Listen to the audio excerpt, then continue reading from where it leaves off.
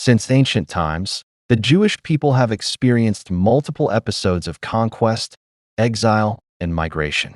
As ancient powers such as Egypt, Babylon, Persia, Greece, and Rome expanded and ruled over different regions, Jewish communities gradually became dispersed across a wider geographical area. It is important to emphasize that ancient conquests and population relocations largely reflected the prevailing logic of warfare and political transitions of the time. Victors controlled, and the defeated were displaced. This was not unique to any particular group. Therefore, the Jewish migrations of those eras cannot be equated with the later concept of antisemitism. They were primarily driven by political or military circumstances rather than by sustained ideological hostility. As history progressed, however, hostility toward Jews gradually evolved into a more systematic and persistent phenomenon. After the rise of Christianity, some regions developed tensions and prejudices rooted in religious differences. These intensified in parts of medieval Europe and continued into the early modern and modern eras. The forms of hostility varied across time and place, sometimes through legal or economic restrictions, and other times through open social conflicts, discrimination, or violence. The term antisemitism was popularized in the late 19th century by the German journalist Wilhelm Marr, who used it to describe systematic hostility toward Jews. Although the word is derived from Semitic languages, in historical usage it specifically refers to prejudice and hostility directed at Jews, not at all Semitic peoples. Throughout history, various countries and regions enacted expulsions, restrictions, or violent measures. Below are several significant examples in chronological order. Medieval and early modern periods, England expelled Jews in 1290. Jewish communities did not begin to reappear until the 17th century. France expelled Jews twice, in 1306 and again in 1394. Spain and Portugal carried out large-scale expulsions or forced conversions between 1492 and 1497. Hungary, Austria, Lithuania, and several German territories imposed restrictions or enacted expulsions at different times. Eastern Europe and the Russian Empire after the partitions of Poland, large numbers of Jews came under Russian rule.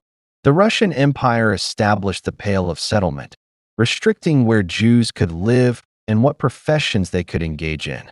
In the late 19th and early 20th centuries, a series of violent incidents and social upheavals increased insecurity within Jewish communities, leading to mass immigration.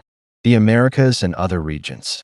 Although the Americas offered opportunities for many immigrants, different periods in the United States, Canada, Argentina, Brazil, and other countries also saw episodes of exclusion or discrimination, prompting some Jewish families to relocate further. Antisemitism has taken many forms. The milder forms include verbal insults and social exclusion. More severe manifestations include legal restrictions, bans on certain professions, confiscation of property, or violent attacks. In the Middle Ages, false accusations, such as blood libel, or claims that Jews had poisoned wells, occasionally emerged. In more recent centuries, some political groups promoted economic or political conspiracy narratives targeting Jews. These prejudices affected both poor and wealthy Jews, making Jewish people from all social classes vulnerable. Scholars generally agree that there is no single explanation for the origins of antisemitism. Common lines of analysis include religious factors. During ancient and medieval times, religious differences were a major source of tension. Misunderstandings and competition between faiths were sometimes manipulated by political or religious authorities. Social and political factors in times of social crisis, economic downturn, or political instability, vulnerable or minority groups are often treated as scapegoats. Because Jewish communities were widely dispersed and socially visible, they were sometimes unfairly blamed during such periods. Economic narratives and stereotypes. Some stereotypes associate Jews with finance or commerce. During economic hardship, These ideas were often exaggerated or misused. However, economic explanations alone cannot fully explain antisemitism, as Jews from all economic backgrounds experience discrimination.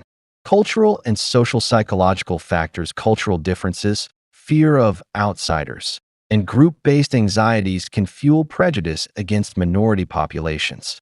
Ideological and political exploitation. At times when extreme nationalism or racial ideology gained strength, existing prejudices were institutionalized and pushed to dangerous extremes. The genocide carried out by the Nazi regime in the 20th century represents the most tragic example of anti-Semitism taken to an extreme under radical ideology. From a historical perspective, anti-Semitism is a continually evolving social phenomenon. It has been shaped by religious traditions, economic structures, social psychology, and political contexts, and its manifestations have varied across different eras. Understanding its development requires examining multiple factors rather than relying on a single explanation.